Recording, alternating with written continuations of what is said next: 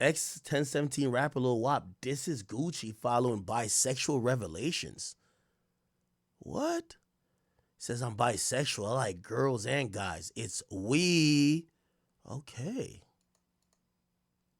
All right. Whoa. What was his issue with Gucci? That's kind of crazy. It's kind of nuts. Yeah, that there is something about the 1017 label. It just never got off the ground. 1017 label. Okay, last year was the video. It was They were in shambles. Then 3 months ago was like the curse of 1017. Gucci Mane started his first label back in 2007, and it's been clear from the jump that he should have just stuck to rapping. Almost every artist he signs either ends up dead or in jail. And today we're breaking down the wild stories behind why fans think his label, 1017, is cursed.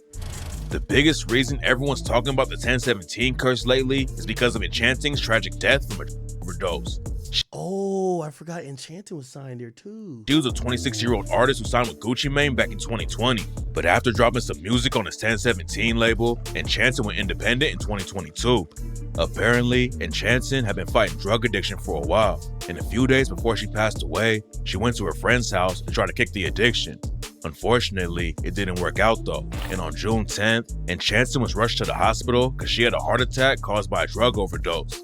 She tragically died the next day, and Gucci hopped on social media to give his respects. But as soon as the news broke, people started talking about the 1017 curse and how Gucci's artists always end up dead or in jail.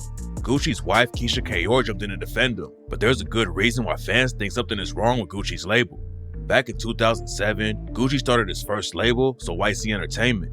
Back then, Gucci didn't sign a lot of artists and was pretty much dropping his own mixtapes through the label, but he did start working with Frenchie, Waka Flocka Flame, and some producers like DJ Drama. Gucci was working with a company called Icy Entertainment to help him run the So Icy label, and after a few years, Gucci closed the label because Icy Entertainment was allegedly acting shady. Yeah, I remember the Gucci and Waka fallout. According to reports, they were selling Gucci's verses and booking him on shows he never agreed to, so Gucci dropped them and moved on. The first label didn't work out, but that didn't stop Gucci from trying again. In 2010, he started 1017 Brick Squad and signed artists like Waka Flocka Flame. Yeah, I remember that. Brick Squad! OJ the Juiceman. Ooh, remember Juiceman? And Slim Duncan. Gucci and Waka Flocka Flame were linking up and dropping some of the hottest trap music in the game. But it all fell apart when Gucci started beefing with Waka's mom. Waka's mom, Deborah, used to be Gucci's manager, but there were some money issues behind the scenes, and Gucci claimed that Deborah was stealing money from OJ the Juiceman and Frenchie. 1017 Brick Squad ended up falling apart over the situation, but the money drama wasn't the only issue the label had. Yeah, I'm gonna be honest with you. I hate to say it, but I think Gucci's a perfect example of why you don't sign to a rapper. I don't know him personally. I've did an interview with him, but I don't know him. I'm not going to say it's like narcissism or ego, whatever the case is, but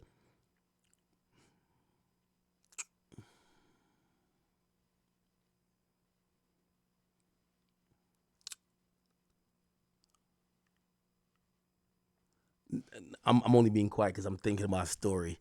And I want to give y'all like a realistic. Okay, I'm going to say this. You'll probably even get the artist I'm talking about. But I don't want to say the names because I feel like if I say the names, they're going to headline this, and I don't want to do it. So, there's a notorious artist in the game. And there's a notorious label in the game. I'm cool with the label owner. I'm cool with the artist. They had signed someone. And the artist signed someone. And the person that they signed, the situation went bad for whatever reason. The artist just gave up. You got it. All right, whatever. Like, basically was just done with it. Just not trying to fuck with the artist at all. Right? Hopefully I'm not giving too much hints. I kind of want to give a couple hints. I don't care if y'all find out. I just don't want to say the names. Okay? Maybe there was some writing stuff involved. Right? the label that the artist that signed the other artist is signed to, what they told me? They said, man, he said, this is a difference with like an artist and executive. There's like, an artist gets frustrated really easily. You see the thing about dealing with an artist, you're dealing with guys or women who have these big egos. They think they're the shit. They're needy. They're like kids. As more successful they get, the more arrogant they get their own team. They start talking crazy to people. Shit, they might even start talking crazy to you and you're signing their checks. Right? They get bitchy. All that type of stuff happens. When you sign to an artist, and this is the difference between an artist and a true exec. A true exec really knows he could kill your career at any time. But he gonna let you talk to him like you his bitch. You know why? For the show to go on, he gotta appease your ego. You're now arrogant. You think that your shit don't stink, whatever. A true executive is gonna make it work. An artist ain't gonna make it work. Fuck you. I get more money off my own music anyway. Fuck out of here. I'm doing you a favor. Fuck out of here. You get what I'm saying? And that just shows you sometimes how when you sign to a label that is controlled by an artist, when you now start being an artist like they were an artist, that person at times might be like, yo, they don't want to deal with you, or they might feel a way about how you're moving, and that might make them prioritize you or that situation a little bit different. I hope you understand what I'm saying. Like, I'll give you an example, and I'll call names on this. If Uzi was signed to an artist, they would have got him out of here a long time ago. With all due respect, and even though we all are Team Uzi, man, Uzi was over here talking crazy and reckless and entitled as could be when talking about drama and talking about Duncan. And they took it for years. They took it for years and they never once exposed him. Never once. Never once came out. Uzi put his fans to hate him. They never once came out and says, let me tell y'all what we dealing with. We're dealing with A, B, C, D, E, F, G with this guy. We're doing as best as we could do. They never did it. They took all of the bullying, the fans blaming them, because they knew for the business to go on, no matter what the real situation was, Uzi had to be the good guy. And for them being executive, their opinions and feelings didn't matter. And that's very important. You get that with an executive. You won't get that with an artist. An artist is not going to be a sponge for your bad behavior, your PMSing, your whatever. And also a lot of times when an artist is putting on another artist, really quickly they start feeling like, yeah, you know I don't got to do this, right? You know I could just make music my damn self. Like, you know I'm doing something for you. And that's a very interesting spot to put another artist in, because when they're working with a label, they never feel that way about their label. I hope you get what I'm saying. Back in 2011, Slim Duncan was at a studio in Atlanta getting ready to shoot a music video for Gucci Mane's track, Push Ups. Another rapper named Young Vito was at the studio that day, and something sparked a beef between him and Slim Duncan. It's not clear exactly what happened next, but at some point, Young Vito upped his strap and tragically killed Slim Duncan. Young Vito skated on the murder charge, but he was convicted of aggravated assault and possession of a firearm and got hit with a 25-year sentence. After it went down, Gucci rapped about Slim Duncan and Waka Flocka Flame on the track R.I.P. Slim Duncan and said, "Man, I miss my Dunk so much, I dig his up. If I could bring his back, I would dig his up. We would rarely go to sleep. We were balling so much. BSM and 1017. Dirt Gangs. Anybody remember Slim Duncan? Stand up. Remember, Flocka was my goon. Now he ran his mills up." Slim Duncan wasn't the only OG on Gucci's roster who got hit with the 1017 curse though. OJ the Juiceman came up in the same apartment building as Gucci, and they were tight way before either of them started rapping. OJ and Gucci put out a lot of music together, and back in the day, OJ's mixtapes were popping off in the Southern hip-hop game. Everything was cool for a while, and in 2010, OJ was even featured on XXL's freshman class, but then he started falling off and even got into a Twitter beef with Gucci. Gucci had claimed that Waka's mom was stealing money from OJ, and for some reason, OJ got pressed at Gucci over the situation and said he was never actually signed to Brick Squad. OJ and Gucci squashed the beef, but OJ's been getting hit with the 1017 curse ever since. After he fell off in the rap game, OJ allegedly went straight back into the trenches. Back in 2022, he was booked on gun and drug charges. Then in Nah, that's not a Gucci man curse. Yo, chat, let me tell you this, man. If you respectfully, I'm gonna say this. If there's a rapper, and by the way, I ain't gonna lie, I know a few of them from the Clout era. And I won't call no names because I like these guys. But if a rapper ain't had a hit in 2.5 years, he ain't going back to work at no goddamn 7-Eleven. That nigga trapping. Okay? Rappers getting fast. A lot of people look at rap as a hustle anyway. So when rap starts to dry up, they're down to their last 50,000 to 100,000. They're one of their mans be in the streets. They get to trapping, bro. And I'm not speaking necessarily about Juiceman. I'm just speaking about the majority of these rappers, okay? These dudes don't really invest. They don't have really much businesses going on. And they kind of treat it almost like street niggas do. So when their music career dries up, they kind of get into like the easiest thing that they could flip 100,000 in. So I'm not going to say this is a 1017 curse. No, he just wasn't popping anymore. And he decided to do this. How is this Gucci's fault? March 2024, the news broke that OJ had been arrested again. According to the police report, a cop tried to pull him over for speeding in Georgia, but OJ didn't stop at first. OJ started a little chase, but then he decided to just pull over instead of making the situation worse. Speeding and running from the cops is bad enough, but it was about to get way worse for him. When the cops searched OJ's whip, they found cocaine, other drugs, and a gun too. OJ had been sitting in jail ever since the news broke, and it don't look like he's gonna be coming home anytime soon. When Brick Squad was falling apart, Gucci started beefing. Wait, OJ the Juiceman still locked up? Is he locked up? I thought it was free.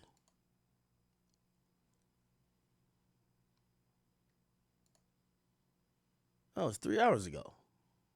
He's free, right? I hope he's free. OJ the...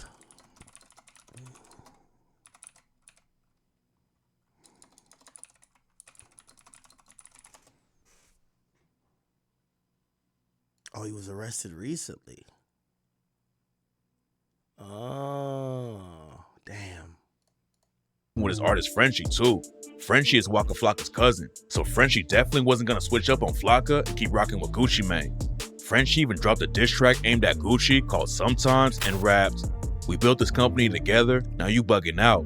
Throw my hands on you? Nah, but I don't wanna stock you out.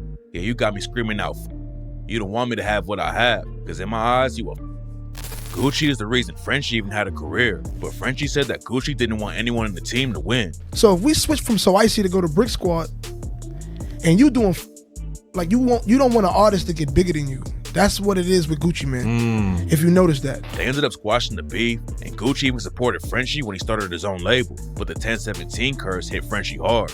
At first, it looked like Frenchie might be good at running the label. He was allegedly the first person to discover Nicki Minaj and French Montana, so obviously Frenchie could pick artists with huge potential. Unfortunately, the label didn't work out though, and it was all downhill from there. Frenchie's career started falling off fast. Then in 2021, he barely survived getting shot in the neck.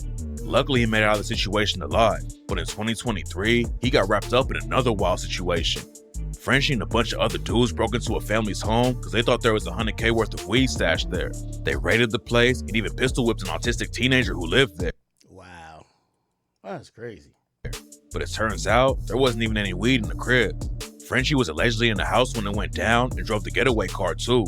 And in 2023, he got hit with a 12-year sentence over the situation. Gucci ended up catching a gun case in 2013 and was locked up for a couple of years. But when he came Iconic Gucci picture right here in court. 13 and was locked up for a Bitch, I might be. couple of years. But when he came back home, he announced that he was starting a new label, 1017 Eskimo Records. Yeah, I remember this. This was at Alamo. I remember going to Alamo. So when I first met with salute to Todd Moskowitz, Alamo, great people, work with them. That's kind of like how I locked in. Well, I was locked in with Dirk already, but me and Todd were pretty cool. The only thing they had in the building over there, which I think that's the only thing they have at Alamo now, it's over at Sony, I think, right now. Is it Sony or Warner? Sony. Alamo has Dirk, Rod Wave, and it used to have 1017 Eskimo.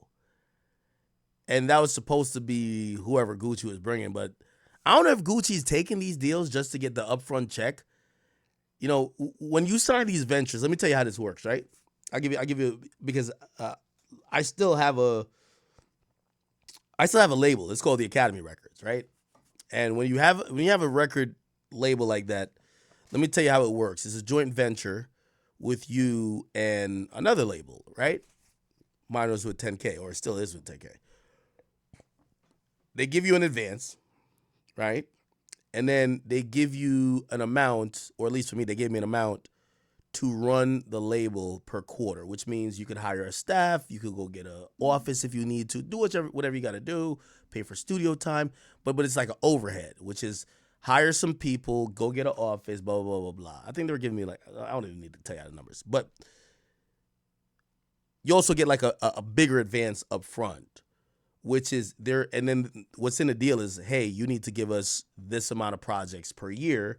And usually, like I could imagine this deal with Gucci would probably say, we need a compilation album and you have to be on half the tracks or something like that, because Gucci's still a name, right?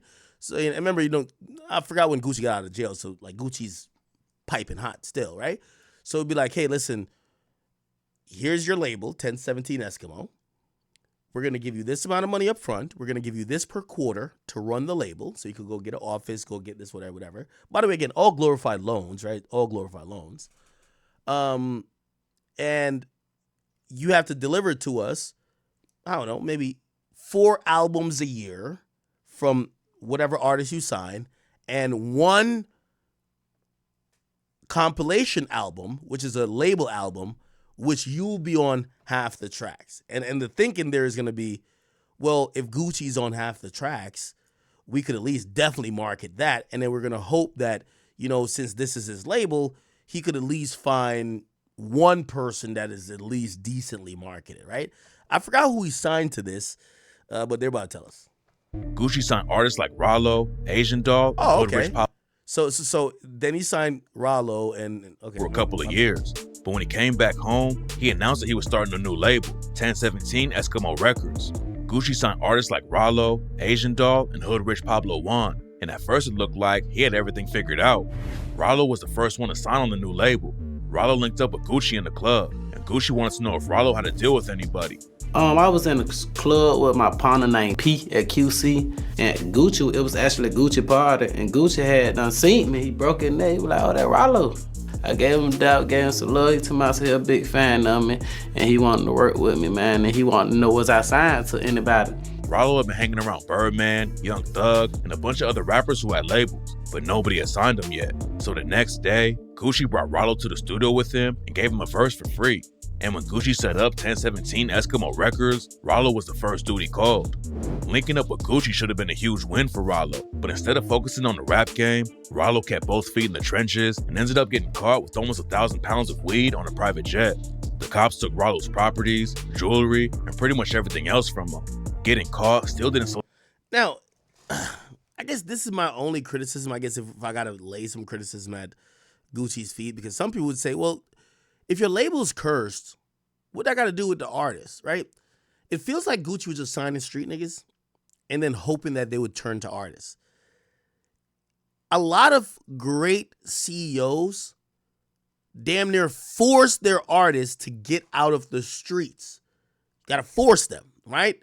Because if you give a nigga, say you sign him for $1.5 million and he's already a street nigga, he might buy a chain for like 40, 50,000, buy his mama like a house, put 200 down or something like that, cop a car, but then he got like $1 million left. He give his partners like 200,000, and then the other 800,000, he like, yo, I could just invest this into the streets, and I'm already making money now because I'm about to go with you on tours and pop up at clubs. So there is some onus on the label where you got to force these niggas to be artists. Like, these niggas is hood niggas. You can't give hood niggas just money and think they're going to be motivated to go to a studio and stay out of trouble. Because, first of all, they actually think the win is getting the deal with you. When that's it, like, no one would say getting a loan is the win, but for these people, that's the win. Slow down his hustle though, and Rollo got caught trying to make drug deals from behind bars and ended up getting hit with an 8-year sentence in 2022. While Rollo was locked up, his family tagged Gucci on social media and asked him for support. They said Rollo didn't want any money or anything like that, he just wanted Gucci to shout him out. It turns out that Rollo had already left 1017 Eskimo by the time he got caught though. Gucci Mane did an interview with Charlemagne the God and revealed that Rollo left the label and gave back all the money Gucci had given him. We had parted ways on the music side, so he started doing music. He wanted to do his own music, and he actually gave me the money back for the deal he got before he got. Wow. That was crazy. Like, he was like, he do it on his own, which I had to respect that. Mm-hmm. So we had already parted ways business-wise, but I still. Oh, so Rollo bought himself out of the deal. Yeah, so it appears that, and by the way, shout out to Rollo. Rollo wants to come do Off the Record. Y'all want me to do a podcast for Rollo? Rollo wants to come do it. I watched the story that he told on Say Cheese. I thought it was amazing. But yeah, you could tell Rollo got that rap money and flipped it in the streets and probably said, man, fuck rap. He probably looked at it as like a glorified loan. Like, yo, you already flipped this in the streets. Take this, I'm gonna just get out of that and do me. My dog. Back in 2021, Rollo hopped on social media and said he's not signed to 1017, but he still considers them all family. Rollo got hit with the 1017 curse, and the same thing happened to Hoodrich Pablo Juan. Pablo signed the 1017 Eskimo right after Rollo did. His name was popping after he dropped the track, We Don't Love Him, and everyone thought Pablo was gonna blow up even more when he linked up with Gucci Mane. That's not how it all worked out though. Pablo started taking L's on social media, and in 2019, people started clowning him for allegedly getting beat, robbed, and stripped naked at a studio. Then Pablo got his chain snatched while he was trying to squash someone else's beef. Gucci ended up dropping Hoodrich Pablo Juan from the label, but that wasn't the end of Pablo's. See, well, I guess also that was into my spiel about labels. This whole dropping people, like, you don't drop an artist because they make you look bad. You gotta think about how much you invested in them. Like, put it like this. Like, even Thug. Thug don't fuck with Gunna, but he's making a very educated, very, very educated business decision. Gunna is worth a lot. Gunna could go sign a deal for $15, $20 million. If you say, oh no, I don't fuck with who I think is a rat, so I'm gonna just let him go for free, you just like lost out on all the investment that went into making him. So no matter how much Thug don't like Gunna, no, you're gonna keep him on this label. You might make it uncomfortable for him. Or who knows, maybe somebody that's repping Thug brings Gunna to the side and say, hey, listen, if you pay me $10 million, we'll let you out your deal. You can go sign to whoever else you want to go fucking sign to. But we put an investment in you, and I want my $10 million, or maybe it's 15. Who knows what he wants? But you could buy your way off this label. Until then, we're going to slap a YSL sticker on every fucking product you put out, okay? Because you're signed to us. Drama. In October 2020, he got hit with a RICO case, and the cops were claiming he was a member of the Rolling 20s neighborhood Bloods. The cops started investigating him back in 2019, then named Hoodrich Pablo Juan and 45 other alleged Bloods in the indictment. It's not clear what they thought Pablo actually did, but he caught 2 charges for violating the Georgia RICO Act, and in 2022, he took a plea deal for 5 years in prison and 10 years of probation. There's a chance he'll get out early if he doesn't cause any issues on the inside, but he already got hit with the 1017 curse, and his career is pretty much dead at this point. Asian Doll was the first woman who ever signed with Gucci Mane. She had already been in the game for a couple of years and dropped a few mixtapes, but signing with Gucci was definitely the biggest moment of her career. Asian Doll said that other labels had reached out and wanted to sign her, but she thought linking up with Gucci was the best decision. Queen Vaughn. Asian Doll and Gucci made headlines when the deal was signed, and Asian Doll dropped a couple of mixtapes on the label. It didn't take long before issues started popping up though. A few months after she joined Gucci's label, Asian Doll said she wishes she was still independent. She told the Dallas Observer that being on a label made everything too organized and that she missed being able to drop whenever she wanted to. Before Asian Doll linked up with Gucci Mane, she had dropped 6 mixtapes in 3 years, but the label apparently didn't want her to drop that much. There's a lot of planning that goes on behind the scenes when it comes to who gets to drop and when, and Asian Doll wasn't rocking with how they were doing business. So in 2020, Asian Doll announced that she was leaving 1017. According to her, she just asked Gucci to let her out of the deal, and he said okay.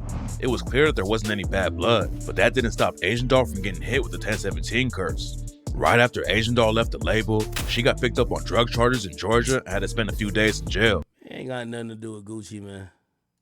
Lil Wop hated him after signing to his label. In 2022, Lil Wop let it be known he was no longer associated with 1017 and called Gucci Mane a weirdo. Gucci's 1017 Eskimo label didn't work out at all. He allegedly spent over $4 million of his own money trying to get his artists popping, but all of them got hit with the 1017. He spent $4 million of label money. Trust. Gucci ain't losing a fucking coin on these niggas. Curse, and Gucci had to start all over again. Let me tell you how label works, man. Even if you go over budget, if you're a big enough artist like Gucci is, or was at a point, or you could show some progress, you just invoice the label gonna pay you back. There ain't no, let me tell you this. When you sign to a label, there is no, I paid it with my own money. That you sign to a bank. They pay, they're supposed to pay you back for everything. If you ain't getting paid back, get off the label. No matter what it is. Yo, I missed my flight. I had to do this. I booked a private jet. I did whatever it is, the label is supposed to pay it. If you're paying with your own money that they're not compensate you for, get off the label. He announced he was coming out with a different label called the New 1017, and this time, it actually looked different. Gucci started signing some of the hottest rappers in the game, like Pooh Shiesty, Big Scarr. Yeah, I thought this was the version. Pooh Shiesty's Big Scarr, Foogiano, Hotboy Wes, and Enchanting. Gucci finally had a label full of artists who all have momentum in the industry. They dropped a compilation tape called So Icy Boys, and overnight, Gucci was running one of the hottest labels in the game. They still couldn't outrun the 1017 curse though, and this time the downfall was crazier than ever. Foogiano signed with Gucci to the New 1017 and was on his way up in the industry. He came up in the trenches and had served time. Yeah, he was dating Rennie Rucci, I believe. On burglary and robbery charges, but it looked like he had switched up how he was moving and was ready to take rapping seriously. But just a few months after he linked up with Gucci, Foogiano was involved with a wild shootout at a club during one of his shows. What the fuck? Is that why he got locked up? Trenches and had served time on burglary and robbery charges, but it looked like he had switched up how he was moving and was ready to take rapping seriously. But just a few months after he linked up with Gucci, Foogiano was involved with a wild shootout at a club during one of his shows. It's not clear how everything went down, but Foogiano's ops allegedly showed up during the set and started causing issues. Then both sides upped their straps and started letting off shots while fans ran for cover. 8 people got hit, and 2 of them tragically didn't make it out of the situation alive. Foogiano wasn't charged with shooting anyone, but his homie Jarquez Cooper was sentenced to 50 years for killing an innocent woman during the shootout. Foogiano's career already took a hit, but it was about to get way worse for him. In December 2020, he was booked for carrying a gun as a convicted felon. The judge let him out on a $50K. Yo, chat, this should be like crazy as hell. Let me ask you that question.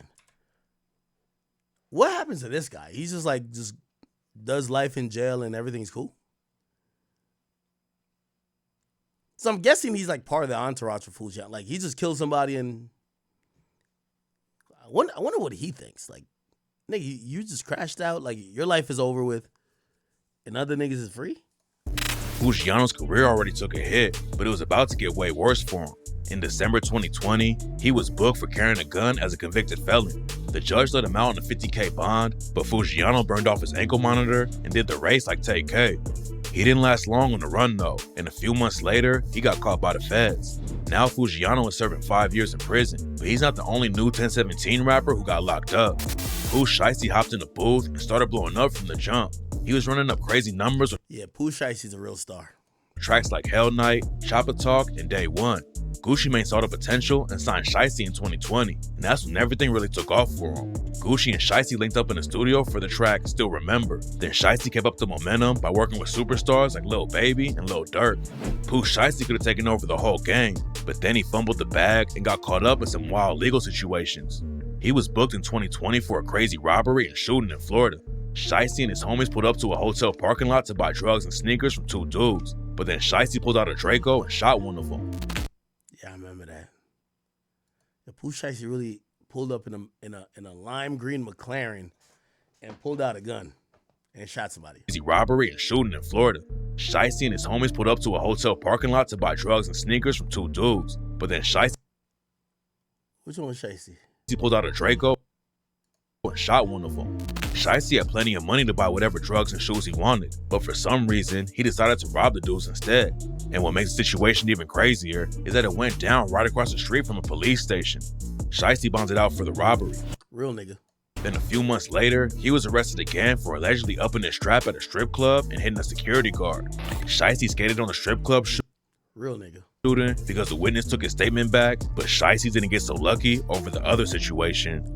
In 2022, he pleaded guilty to conspiracy charges, and now he's serving a 5-year sentence just like Foogiano. 5 years in prison is tough, but that's nothing compared to what happened to Gucci's artist, Hotboy Wes. Hotboy Wes came up in Texas and started buzzing in 2019 with his mixtape, Never Had. I never really knew this guy. Wes already had a long rap sheet when he signed to the new 1017 label. He was sent to juvie back in 2010 for organized criminal activity, which basically just means gangbanging. Then he was hit with a 7-year sentence in 2013 for the same thing. Everyone knew that Hotboy Wes had history in the streets, but nobody expected what was about to happen. It's not clear how much Gucci Mane paid Hotboy Wes when he signed with 1017, but obviously it wasn't enough for Wes. Gucci had given Wes a Rolex when they made the deal. Then Wes decided to sell the watch for $9K. Wes met up with the dude who wanted to buy the watch, and after the buyer handed over the money, Wes kept the watch and started to drive away. The other dude tried to stop him, and that's when Wes started hitting him with the car door. Wes sped off, but it wasn't long before the feds were on him. The U.S. Marshals caught up to Wes and arrested him. And what made the situation even worse is that Wes was carrying a stolen gun too. Getting booked on robbery and gun charges was bad, but it turns out that Wes already had a way more serious case hanging over his head. In 2020, Hotboy Wes tried to run his baby mama's car into a cement barrier while their kids were in her car. Not real, nigga. Not real, nigga. Not real. Not real. That is not real part. 1017 curse only got worse for Hotboy Wes after that.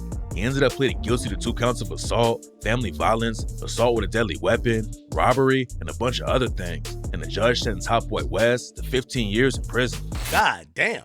Roboy was another rapper from Tampa, Florida, who got hit with the 1017 curse. Roboy signed to 1017 in 2020 after Gucci heard his music and randomly DM'd him at 4 a.m. After he signed, Roboy had the first verse on the track 1017 Loaded, along with Gucci, Big Scarr, Enchanting, Foogiano, and Pooh Shiesty. But like a lot of artists on the label, Roboy's career didn't last long. Things started to go downhill after a gay dude posted a photo of himself with another man that he claimed was Roboy and said Roboy gave him an AP watch. Roboy denied the rumor on Instagram, but also used a slur that caused a controversy online. Then Roboy also took a shot at Gucci, claiming the 1017 chain he gave him was fake and he'd already been dropped from the label. Not long after that, Roboy got arrested for burglary and carrying a concealed weapon, and his career never really went anywhere. Hotboy Wes, Foogiano, Roboy, and Pooh Shiesty all getting locked up definitely hurt the new 1017. But one of the biggest losses was when Big Scarr tragically died in 2022. Big Scarr came up in Memphis like Pooh Shiesty, and they were actually blood cousins. Scarr dropped his first track in 2019, and a year later, he linked up with Gucci Mane and signed with him. 2020 was a huge year for him, but Scarr almost Yo, like 10 minutes ago, I was like, ain't no fucking curse. Right now, I'm like, nah, this is a curse. died after getting shot in the hip. The bullet traveled through his body and ended up hitting his appendix, so Big Scarr had to get the appendix removed. He had already survived a wild car crash in 2016, and Big Scarr wasn't going to let the shooting slow him down. He started dropping hot tracks and was blowing up in the industry fast, and in 2022, he was featured on the XXL freshman class. In December 2022, news broke that Scarr was going to go on tour with Key Glock, but unfortunately, that's not how it went down. Big Scarr had been struggling with drugs for a long time, and on December 22nd, 2022, he tragically died from an accidental overdose while he was at his girlfriend's house.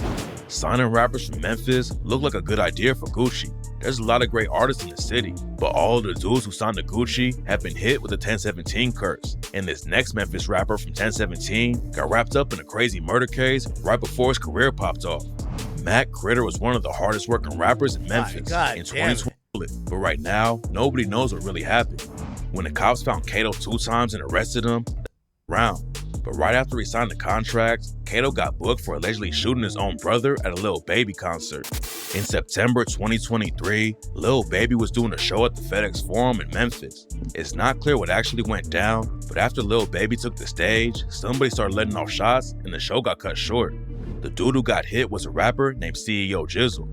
According to reports, Kato and Jizzle were standing beside each other when the shots started going off, and the cops think Kato was the one who hit Jizzle. If Kato did shoot Jizzle, it was probably an accident though. They're allegedly blood brothers, and they've been making music together for years. Rumors say that Kato was trying to shoot an op, and Jizzle just got caught by a stray bullet, but right now, nobody knows what really happened. When the cops found Kato 2 times and arrested him, they found out that he was already on bond for 3 different felony cases, including the murder charge from back in 2017. Just like Matt Gritter, Kato 2 times is still on 1017, but it's gonna be a long time before he can start putting on for the label again. If you're a rapper from Memphis, it's clear that you should sign with pretty much anyone besides Gucci Mane. Set bonds it out again and is free now, but he might still be facing some serious charges. Gucci obviously likes signing street dudes from the South, and back in 2021, he gave a deal to Arkansas rapper Big Fizzle. Big Fizzle was still in high school playing football when he signed with 1017, but he already had a buzz in the industry from tracks like Bandit and Superfly. The 1017 curse didn't hit Big Fizzle immediately.